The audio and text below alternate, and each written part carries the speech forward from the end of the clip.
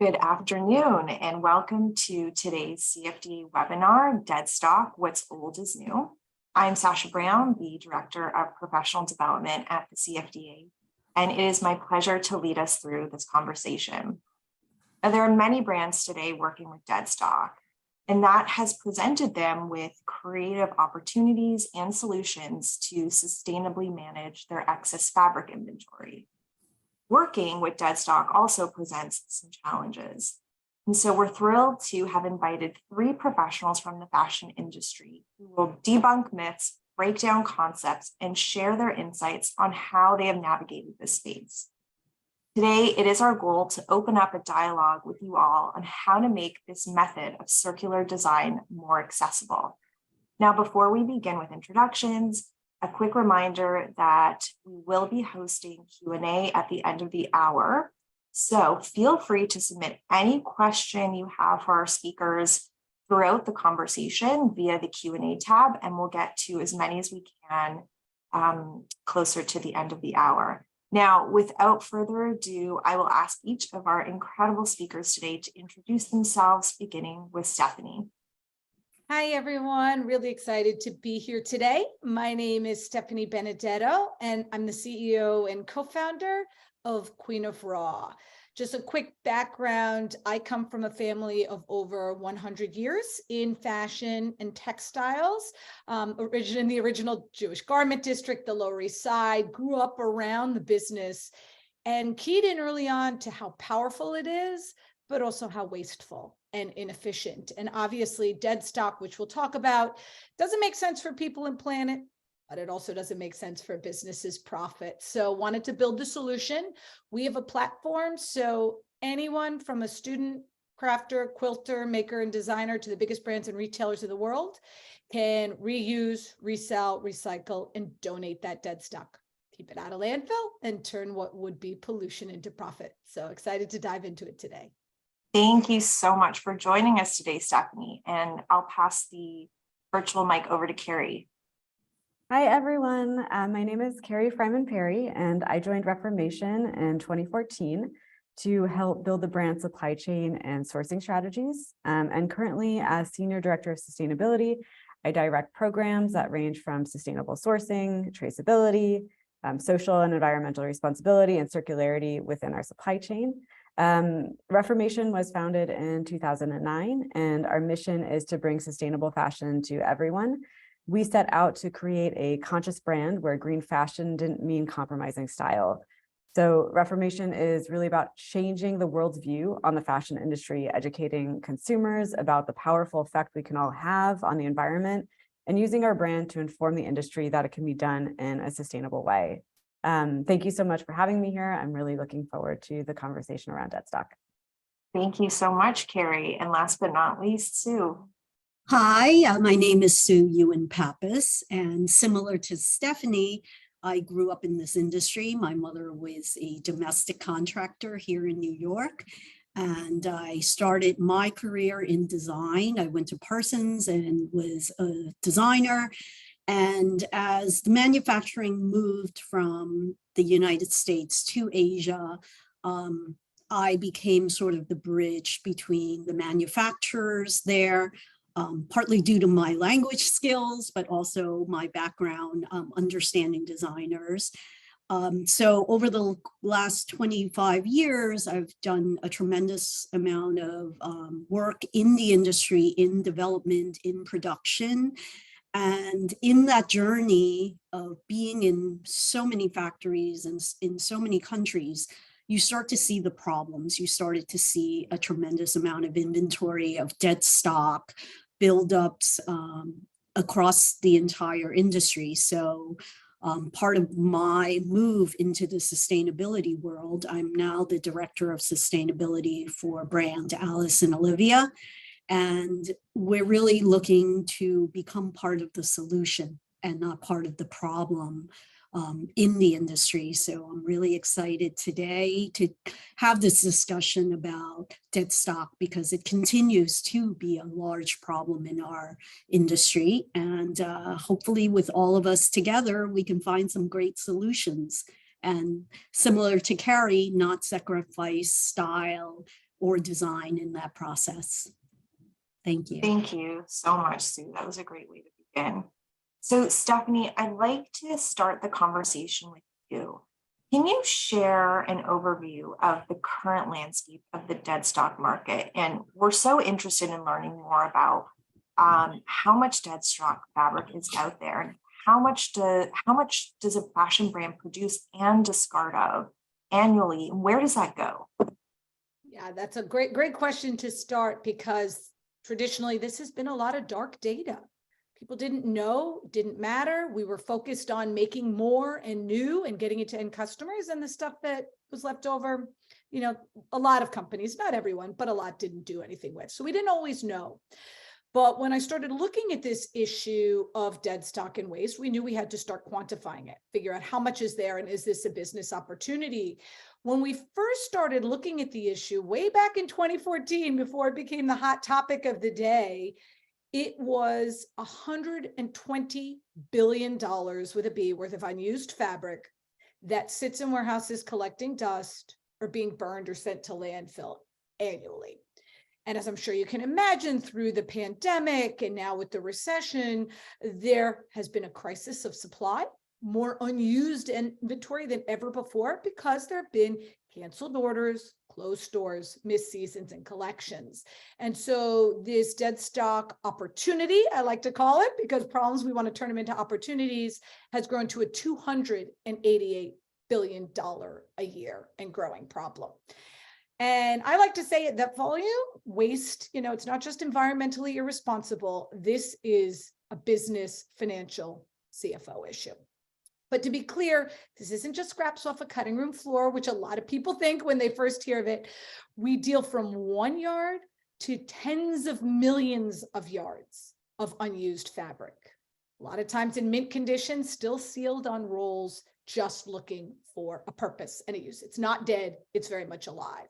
So to quantify how much actually occurs, I had my own factory before Queen of Raw. And so I saw firsthand the waste, both in our business, but also in our customers' businesses. All this perfectly good stuff just sitting there, going to be burned or landfilled. So we went out and we worked with bankers and research analysts and Messe Frankfurt, who runs Tex World, and others. And we did a survey. And we realized that on average, 15% of every single step of every production run ends up as waste. Now, I say that's an average. Many can do better. We saw as low as 5 to 6%, and then some were worse. We saw as high as 35+%. But the average was 15%, and at every single step. That's a lot of waste, but a lot of opportunity. And obviously, traditionally, this stuff just sits there or goes to jobbers and middlemen, right, for pennies. And how do you all get access to it? And that's really was kind of our point of view, and where we thought there was a massive opportunity to help take this stuff and take action on it, and give businesses an opportunity to save and make a lot of money while doing it, which I'm sure we'll unpack. Incredible. So helpful to understand kind of the landscape in the context of this huge segment of the market. So Carrie, let's bring this over to you. And someone who works for Reformation, one of the first American fashion brands to work with Deadstock, I'd love to learn more about how and why that journey began for the brand. And then also how Deadstock plays a role in your current design and production process. Yeah, great question. So for some context on the brand first launched in 2009 with the idea of reforming clothes and finding outdated vintage pieces like slips and blazers and revamping them in the back room sewing shop of our first store in the Lower East Side. So it's definitely, part of the brand from the beginning. And today, we combine stylish, vintage-inspired designs with sustainable practices, and release limited edition collections in low-impact materials, including Deadstock. So we have a vintage-only Reformation store in Los Angeles, and sell one-of-a-kind vintage in our Lower East Side store in New York City still, as well as Shoreditch in London. So the ethos of reuse is still a very powerful message here at Reformation. We buy vintage garments in bulk, things like jeans, cashmere sweaters, and then sort, wash, and retailer them, and also source one-of-a-kind vintage pieces that we sell in our stores. For Deadstock, currently approximately 7% of our total fabric uptake in 2022 was Deadstock. And it's something that we intend to grow over time. We're looking at a goal of 10%. So it's really been part of our strategy from the beginning. And it's really exciting to see that other brands are now exploring how they can use Deadstock as well.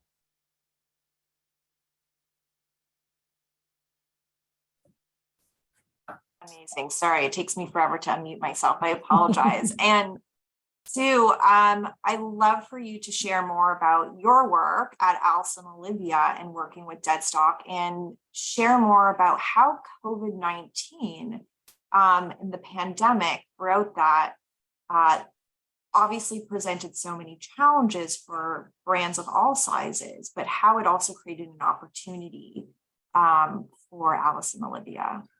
For sure. I think every brand with COVID faced cancellations, as we mentioned earlier. But what we did here was we sat down and we devised a strategy. And I think that's really important for any company, whether you're a billion-dollar company or a small startup. You really need to look at your situation and identify those places that you can have a win. So we developed this strategy here. We broke down our Deadstock. First of all, I'm going to preface with that Alice and Olivia, we do something here which a lot of companies should adopt, which is we cut to sales. We really work hard to do that without the fear that, oh, I'm not going to be able to cover a sale or I'm going to lose a sale. I think that strategy is part of the reason why we have such an inventory problem in the industry to begin with. So when we looked at our liability that was a result of COVID, the first thing we did was we looked at all the fabrics that were not shipped. We wanted to see, if any of it was relevant for future seasons. So we isolated those fabrics. We made sure design was aware of them so that they can basically use those in the next up and coming collections. So that was a really easy thing to do. The second thing we did was we looked at fabrics that had longevity, things like tweeds or solids, and can be used, perhaps in a more immediate outcome. So we took those things and we started to think about how can we create items that were in demand when the retailers reopened, things that were jackets or blazers or occasion dresses that we suddenly got feedback from sales saying, hey, people are back out. They want to, they have weddings to attend to. So we then isolated those fabrics into cutting those specific things for those customers. Then we looked at the things that were really challenging, like things that were very seasonal. They might be a texture or a Swiss dot that was high summer, and here we were in the middle of winter. And we started to say, okay, what can we do with these fabrics? What we did was we started to look for margin builder packages with specific retailers so that we can, again, offer some more exclusive product for them to kind of tackle that. And Alice and Olivia is known for its prints and its colors. So, those are very specific. So we really wouldn't be able to integrate that into future collections. So what we did there, we are lucky enough to have our own retail stores as well. So what we did was we started looking at some of our best-selling bodies that could translate well into those fabrics or prints. And we developed, we went in and cut into those styles specifically for our own retail stores or retail opportunities. So I think having a strategy when you take this huge amount of fabric that you might have on hand and breaking it down strategically into different buckets, it really makes it much more easy to digest, not from an aesthetic standpoint, but from a dollar and from a yardage perspective as well. Thank you, Sue. Now, I think it would be interesting for the audience to also understand externally if you're sourcing dead stock. Stephanie, Carrie, feel free to chime in here. How do fashion brands source dead stock, and what ways can they ensure it is dead stock? And then, are there certain standards that dead stock fabric has to meet in order to be upcycled? Excellent question. When we first started looking at this opportunity around dead stock, we did look for that. What are the rules when something becomes a liability, waste, excess inventory, dead stock? And we found that although businesses have rules and requirements internally for finance and legal, there wasn't really an industry standard there. And we took the business rules that our clients have, and we applied that to how we vet, measure, and report the dead stock. So with our software, we are able to identify what is dead stock, and we do that with a number of criteria based on when was it made, why was it made, how long has it been sitting, where is it sitting, who does it come from, and who does it go to, and for what purpose it is used.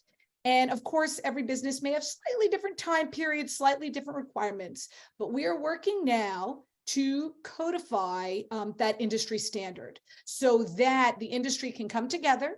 We can identify as a team cohesively what that means, and then everyone can have that certificate, that seal, that stamp of approval that it was dead stock because it met that criteria. What's interesting about dead stock, and when we look with our partners, the factories, the mills, the brands and retailers across industries that we work with who want to leverage our solution and take action on their dead stock, reselling it isn't always what they want to do. And I mention that because of course we're here and you want access to that dead stock, and we want to give you the marketplace and the market to be able to get this first-rate quality vetted dead stock. But sometimes we encourage companies to reuse it internally. Now that you know about it, can you send it to a different department and division to reuse internally, kind of what you were just hearing with Sue, and think differently about how you use that. If you're not going to reuse it, yes, resell it, great, save, make some money, free up that warehouse space. It's very valuable. But sometimes you can't resell it. It's proprietary, past a shelf life, needs to be gone yesterday. Can you donate it? And last case, do you need to recycle it? And we walk them through that priority so you really get the best use case you can out of that dead stock. And I think that's important to think about. But just one thing I want to call out, but I know a lot of people here think when they think dead stock, it scraps off a cutting room floor, it's damaged, it's seconds, it's past a shelf life. Working with us, that is not the case. We only would resell to you and others high quality, first-rate, vetted, certified dead stock. That's very important to us, and it's important, I think, to the industry to actually be able to use this in a valuable manner. So we have our criteria. We hope to be able to give all of you the stamp and seal of approval, and provide platforms like ours to have a marketplace where you can quickly and easily come in, find what you need, when you need it, at a discount, and located away from an area maybe impacted by disruption. So that's really been our goal and our spirit and ethos from the beginning. Carrie, do you have anything else to add just about how Reformation is sourcing their dead stock? Yeah, I think Stephanie made a great point that there is no, I think, industry definition for dead stock. So I think that's something that, we all need to hold hands and make sure we're all talking the same language. So at Reformation, we just define dead stock as old, leftover, and over-ordered fabric from other designers, fabric warehouses, and we have a verification process in place to ensure that our purchase does not result in further reorders of the fabric and that the fabric has indeed been aging. So our process includes an agreement that asks for information, again, to Stephanie's point, like how long a fabric has been aging, why has it been aging, where is it sitting? We ask for any supporting documentation that they can provide as well. And then additionally, we reconcile any used dead stock against the total amount of dead stock that the vendor started with, so we can kind of continuously monitor that usage. I think it's also really important to train suppliers and on how we define dead stock and how to identify it to kind of make sure that everybody's on the same page. That's a really good point too. A lot of times early on in this movement, I think people didn't know how to deal with dead stock? How to your point, Carrie, how to define it? And even as a designer or a creator, how do you actually use it and integrate it into your design practices? What happens if there isn't any more available, or what do I do? And so these are all things that we've spent a lot of time in how we try to package our solution, where we actually drive as a project management tool, you finding what you want in Deadstock, all the way to your design teams sampling it, testing it, producing it, and then holding it for reorders for certain time periods. So we really want to be able to have you at any size brand or retailer integrate this into your design practice. So just know that it's possible. We can dive into it more, but it is very, for a small designer to the biggest companies in the world who we work with, the world's largest retailers and Fortune 500 brands, you can use this at scale or small, and it's available for you. For sure. Go ahead, Sue, sorry. I think for many brands, it's really important, like Stephanie mentioned, to really know where your stock is being held, the conditions it's held in. A lot of the times, we leave it up to our factories, and they can, the worst thing you could do is have goods that, aren't kept in proper conditions, because then they're not useful. So I think for us, we're monitoring all of those processes all the time. We have monthly reviews of where those materials are, what they are, the values, and it's really a practice of with your mills as well. As far as sourcing, sometimes having those relationships with the manufacturers. There may be available goods. We always issue POs, and we issue POs against something, and the mill's not going to necessarily say, hey, we have something similar, you can have better delivery on it, if you just issue them a PO for something specific. So it's having those conversations, and it creates this whole dialogue of, okay, this is almost like 99% identical to what I have, and I can get a much better delivery on it. It's going to fill my orders, but I don't necessarily have to go and weave another 2,000 yards of something. So it's really about communication with all your supply chains. Great points to bring up. And Stephanie, I had this later in the conversation, but you brought it up, and I want to go deeper into it. And you said that you can use Deadstock at scale. Can you dive deeper into that? Absolutely. There is this feeling, as I mentioned, that it's scraps or it's 1 or 2 meters. And of course, that is absolutely a part of this, and that is available to you. But I think early on, there was this myth or assumption, a couple myths and assumptions. One is that being circular or sustainable was automatically going to cost you more money. And I think we've shown here with Deadstock that it can actually save and make you money while doing good. And we can talk about how we measure the doing good impact side of it. But that was one myth. And the other myth was that, oh, this is only good for pilot projects, little eco-conscious collections in one little location around the world.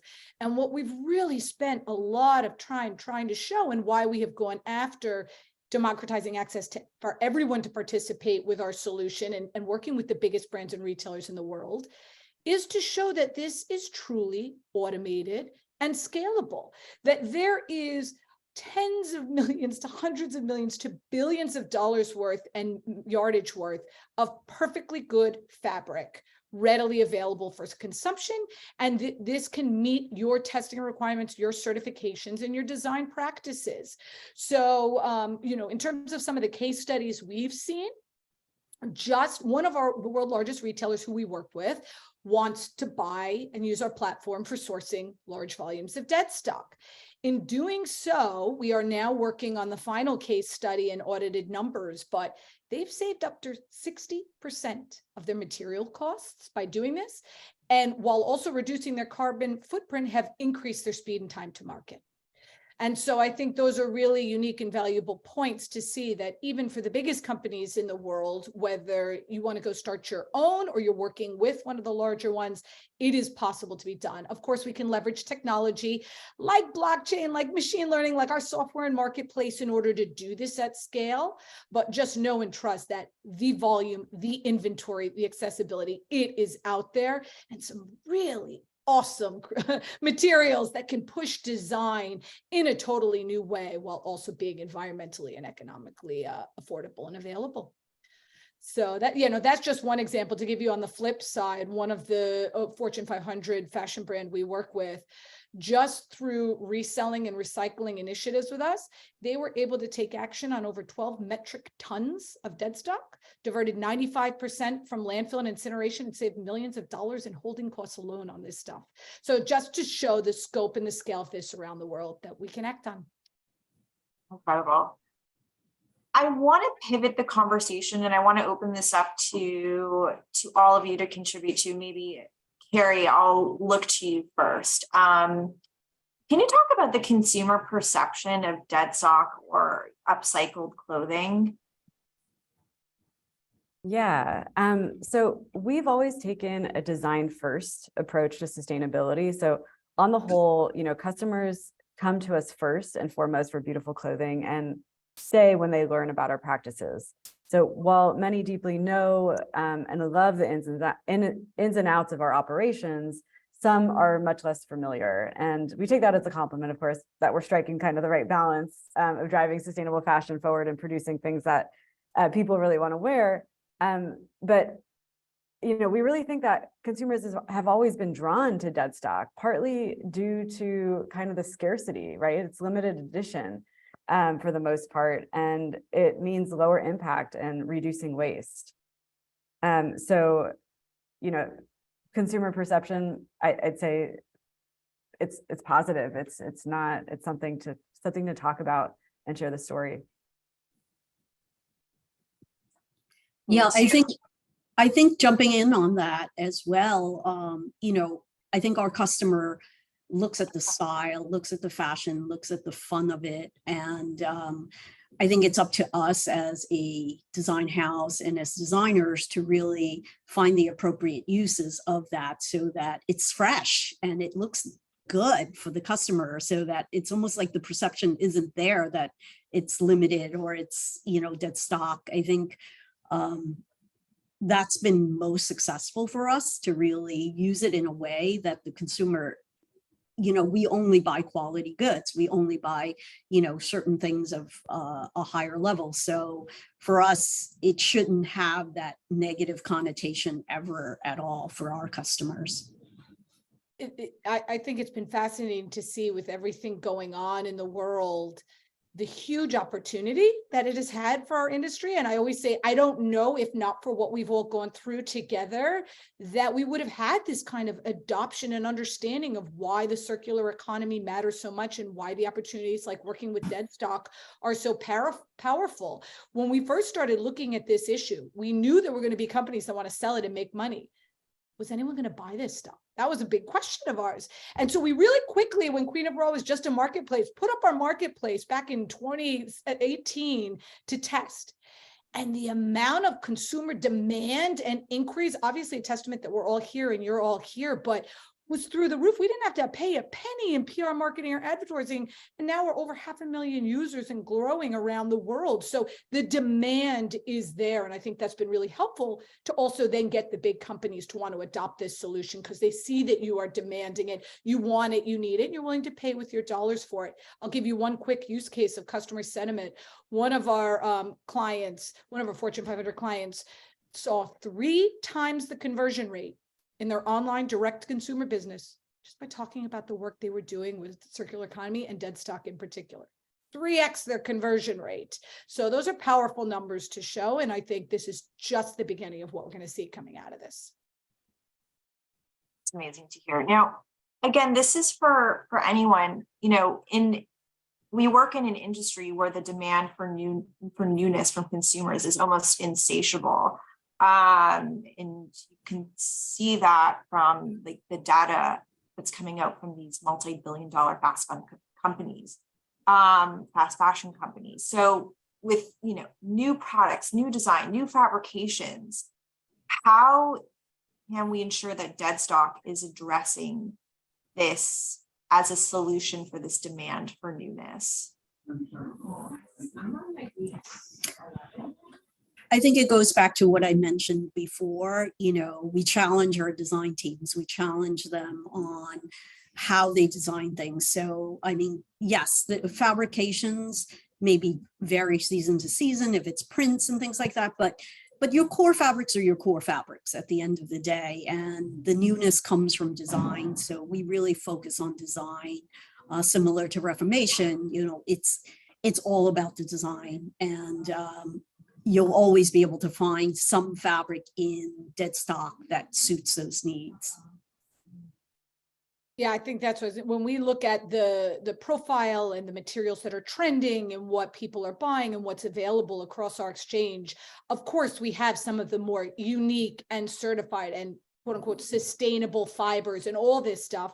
But then, of course, we have plenty of white fabric, plenty of black fabric, plenty of cotton, plenty of polyester, even greige, which we can talk about, which is a unique case. But there are opportunities for this Deadstock for you to apply your own patching and design and prints and dyes to make it your own and do something with it. And it is new. This is not post-consumer. This is first rate mint condition stuff. And by saving all the money that you save leveraging Deadstock, you have more capital in order to be able to put in making more creative design decisions, appliques, trims, and accessories. So I think it only amplifies creativity and design in a really cool way. And it gives you that great story to tell, of course, to your customers. Now I'm getting a few text message questions that I want to just work into the conversation about specifically for Carrie and Sue, how your Deadstock strategy is going to play, or maybe not play, a further role in your sustainability goals for the near future. I mean, I think at the end of the day, it's always in our immediate sustainability goals, because that's one of the things, is to not create a tremendous amount of dead stock in a company like Alice and Olivia. So some of the things we do internally are technology based. We have had for over a decade Gerber technology that we implement in our production to really maximize the utilization of all our materials. So, there's definitely, it's part of our sustainability goals. It's always reviewed and we pivot, so I think it's just part of our DNA to always look at it and make sure that it's part of our entire process. Yeah, I think for Reformation, we made a commitment to be climate positive by 2025. And we're defining this as meeting science-based reduction targets and removing more emissions than we produce. So basically, as we grow, we'll work to cut our emissions by about half across our operations and within our supply chain. And of course, the materials that we use, play a major role in the total impact of our products.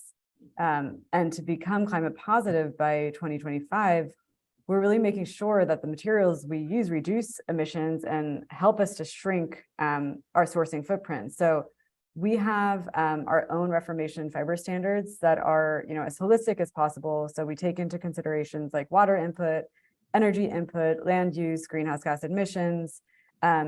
We also look at garment care implications like microfiber shedding, as well as the potential for circularity.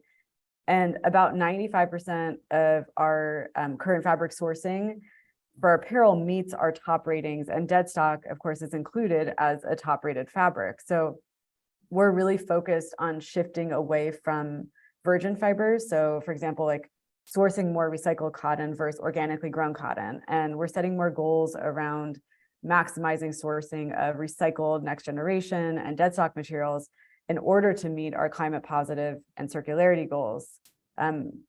I can give you a few of our goals around that. So by 2025, we're looking to have 50% of our materials be from Deadstock, recycled, or next generation content. And we're also working towards 100% of our products to be designed, developed, and manufactured using circularity principles by 2030. And that's really so they can effectively be disassembled, remade, or recycled. So it's definitely very core to our strategy as a business. It's been awesome to see, obviously, with all the consumer demand that we talked about, but also the regulatory landscape right now, that companies are incentivized, not just because of the environmental and economic opportunities of getting to zero waste or as close as possible, but because obviously the laws are requiring it. And they are mandated by law to reduce their waste, to measure and report on it. I think that's what my company as a technology company wants to empower all of you to have, is access to the data and the footprint of what you have in Deadstock, what you do with it, and then how to measure and report on the good work you do. We spent the past 2 years with MIT and the United Nations building out an algorithm so anyone across our exchange can measure, based on the good work they do, the water, the chemicals, the carbon emissions, the waste, and the dollars saved by the activities and the actions they take. The company can know, and the end consumer who actually purchases your clothing out of Deadstock fabric can scan that QR code and see that. And obviously there's blockchain to it, so there's a lot of integrity to the data, but measuring and reporting and proving that this is Deadstock and now it's in your hands, and the power that you just had being a part of this solution. I think that's so important. There's an awesome question. I don't mean to be jumping ahead, but I'm smiling because we get asked this all the time. Well, if you're giving businesses a place to resell, recycle, reuse, and donate waste, are you just incentivizing them to make more waste because they have a place to put it? We get asked that all the time. And I love that question, because at the end of the day, waste, inefficiency, unused materials is one of the most expensive things to do as your business. It makes zero business sense. There's the cost of the wasted materials. There's also personnel to manage it, warehouse space for years it's tying up, depreciation and value of the goods, insurance to manage the goods. For every dollar of unsold inventory, you got to slap like another $1.40 domestically on top of it every year in holding costs. That's a ton of money. And so for businesses to keep making this waste and then sell it at a discount or recycle it or donate it makes no business sense. So we actually track in our software whether you're increasing or decreasing in your amount of Deadstock over time, so that you can, now that you have what we talked about was dark data brought to light, you can intelligently minimize your waste going forward, because it makes good business sense. Put aside this, circular economy and sustainability. It just is the way good business is done. So it's something we hold very near and dear. And we also are looking at, now that you have all these key supply chain partner, value chain partners in our software taking good actions, can you as a business incentivize them for doing that good work? Being a part of that solution and that impact, can you reward them economically or in other ways? And so that is absolutely a part of our solution, something we're looking at. So we're all part of the solution together and get opportunities to take part in it. Amazing. I do want to, since Stephanie, you did talk about measuring your footprint and the impact. I want to get to one question to keep talking about that. And it's in regards to, if you're sourcing Deadstock externally, how do you correctly measure its footprint if you don't know what its history is? Well, just to be clear, at least for what we measure and report on, we are not saying that exact fabric that you buy from farm to finished good has this impact. That's not my business. There are companies who do that. That's not what we're saying. I want to be very clear. What we are saying is, by rescuing a yard of that 100%, organic cotton, as opposed to it going to landfill and incineration, you have just saved this amount of water, chemicals, carbon emissions, waste, and dollars from a like 1 yard of that fabric being made new. So I just want to be very clear. That is how we measure and report what has been saved and how we are tracking. We actually want to bring down the rate of textile waste from textile production. That's what we measure and report on. So, for anyone who wants to participate, we have our algorithm. We are continuing to open up access to it. And I'm happy to chat with anybody deeper about how we think about it. It is something that we are now going through third-party audits for, and will be a part of that industry standard that we're all working together towards.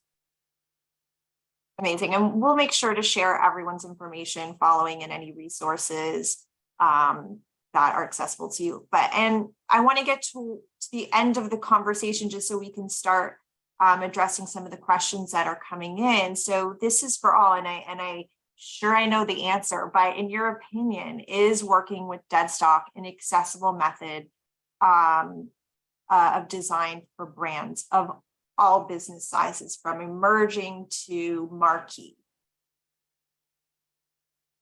Yeah. Go ahead. Yeah. So I think yes. I do think for larger, for brands producing larger quantities, depending on the amount of deadstock they can find, production and design methods might need to shift. So for example, designing, as we talked about with deadstock, can place limitations on the designer's vision. But at the same time, it can also ensure that they have to think more creatively because they're going to have to design with that fabric on hand. So I think, from a production and marketing perspective, quantities most likely would be lower, depending again on the size of the brand, due to that fabric availability, which also might require suppliers and brands to work together to, work on lower MOQs, for example. Yeah, I think similar to what Carrie just said, you really need to approach it differently. It can't be the same model. I'm going to make this, I'm going to show it to all these retailers and see what orders come in. I think it's a much more measured approach, and I think it could work successfully for an emerging brand or an established brand. It's just that, you go into it knowing exactly how much you can produce, and then finding the right partners for that product. I think it's more the approach. And there's some great kind of cross-industry collaborations and consortiums and partnerships that before the pandemic were convening in person. We're now virtual and now going back to in person. For anyone based in New York City, we're part of the New York Circular City Initiative with H&M, Unilever, Cisco, Goldman Sachs, Ellen MacArthur, and a bunch of others. And we came together to talk about what it would look like for New York City to go circular in the coming years. And of course, fashion is a big piece of that, and how we can have solutions for the deadstock and waste created within New York City, but also around the world. And at the end of the day, we created a white paper, which anyone can read, showing how many good jobs could be created, how much money could be saved and made by working with deadstock, and a whole host of course, other solutions that were encompassed in it. So feel free to check out that report. These, I think, show practices that any of us as an end consumer or an individual, but also the biggest companies in the world can participate in this, leverage these kinds of solutions, take action on deadstock, and build for that awesome future. And, as we think about the future of this industry, I'm sure everyone can speak to just as well, if not better than I can, but there is this movement to more on-demand, local, digital, and sustainable, and deadstock is a key part of that. Perfect. So speaking of the future, moving forward, I want to broaden this a bit more, maybe outside of deadstock, but core to the CFDA's work in sustainability. We're so focused on material innovation, such an important facet of circular design. So I'd love to just get all your thoughts on if there are any types or material innovations that are inspiring or exciting you working at your brands, or Stephanie working in the industry, that will help us move towards a more circular industry. Yeah, I can get us started. So, we believe that the future of fashion is circular, and making something new shouldn't have to mean using virgin materials. So we're super excited about the next gen materials out there, especially those materials that can be used in a closed loop. This, is an area that we've invested heavily in. We are members of Fashion for Good. That's an innovation platform with a lot of other brands. And over the last 12 months, we introduced actually 9 material innovations at scale to help mitigate this impact and solutions for kind of long-standing industry change. So one of those, for example, is Naya Renew. It's a fiber made from 60% wood pulp and 40% recycled plastic.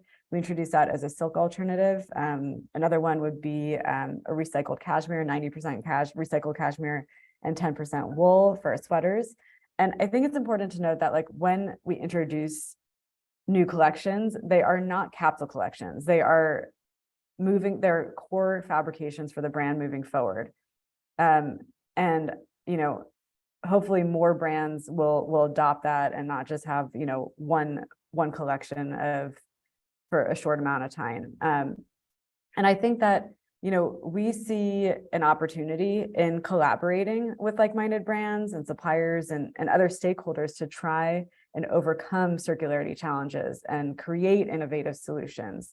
So as we consider how to lead, bigger shifts within the industry, I think the next step really is to move beyond just thinking about what we do with used clothing and dead stock fabrics.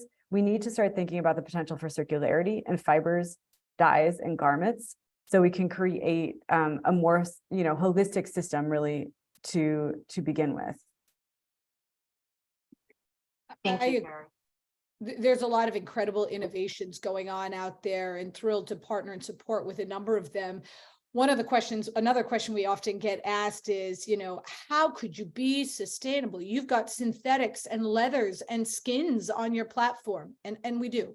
It doesn't mean it's for everybody. But if I can measure and report on the impact of rescuing that and keeping it out of landfill and keeping it in circulation longer, to Carrie's point, in a more circular way, that to us is a measurable impact. Doesn't mean you need to buy it or use it in your collection, but there is demand there, and we can bring down the rate of textile production of some of those synthetics and leathers and skins by doing that.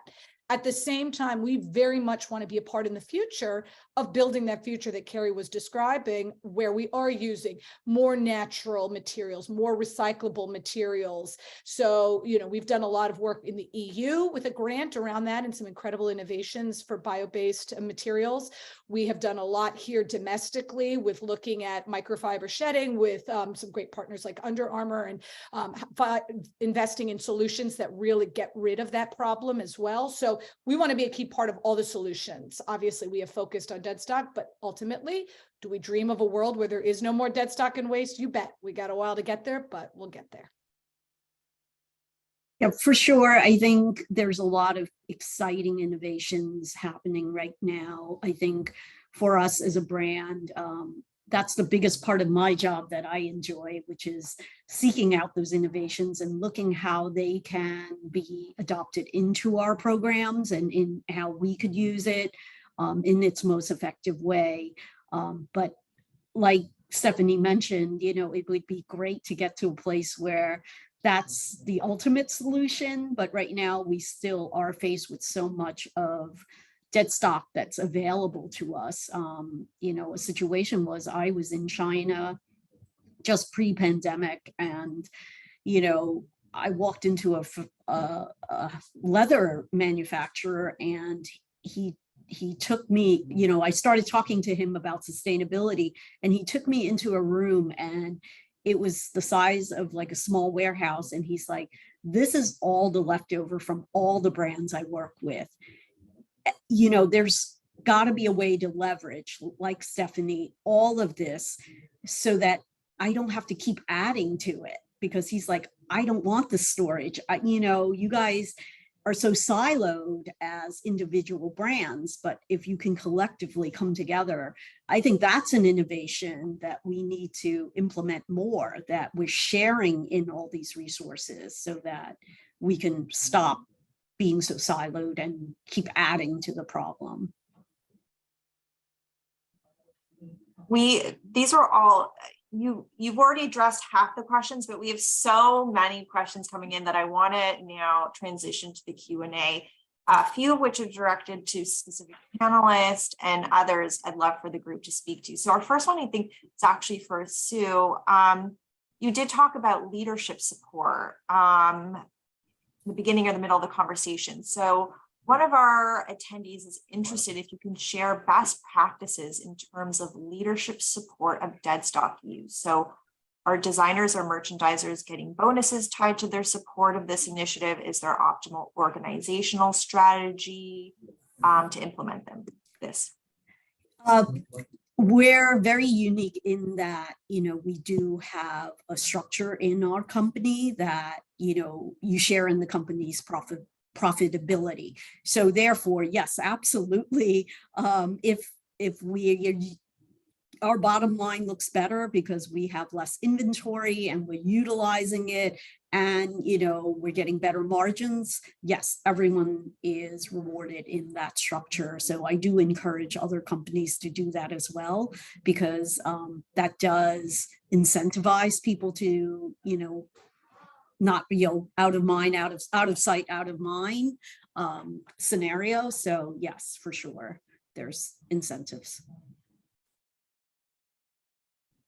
This question is for Stephanie. You mentioned that we were talking about the $280 billion market at the beginning. This attendee is curious what percentage of the $280 billion market is usable or resellable versus needs to be recycled or donated. Love that question. We are going to be putting out a report along with this industry standard that speaks more to that. So I am going to say right now it depends, because different businesses, especially brands and retailers, have different rules, legal rules, security rules of when and how something can be acted on. So although a very large percent of that happens to be good quality, there are reasons that it may not be able to be resold and has to be recycled or donated. So once we go through this industry standard and the codification of these processes, we will come up with a report and come back to you more specifically. But on the flip side of the question is there enough good stuff out there to use? Let me tell you, for one huge fashion brand we work with, in the past 3 months alone, we just found for them 20 million meters of first-rate certified, tested, perfectly good fabrics to be used. So the volume is out there too, but I'll be able to speak more articulately in the coming year as we get that data finalized and audited. That's great. There was a follow-up to that question. It's different, and maybe Carrie or Sue, you can address it, but when you're working with Deadstock, are you able to refinish it, re-dye it, manipulate it in any type of way? There is some Deadstock that's great, and I think Stephanie was going to mention that, but I'd say we haven't come across it very much. So with that, you could finish and dye. I think, I see another question too, like about testing it.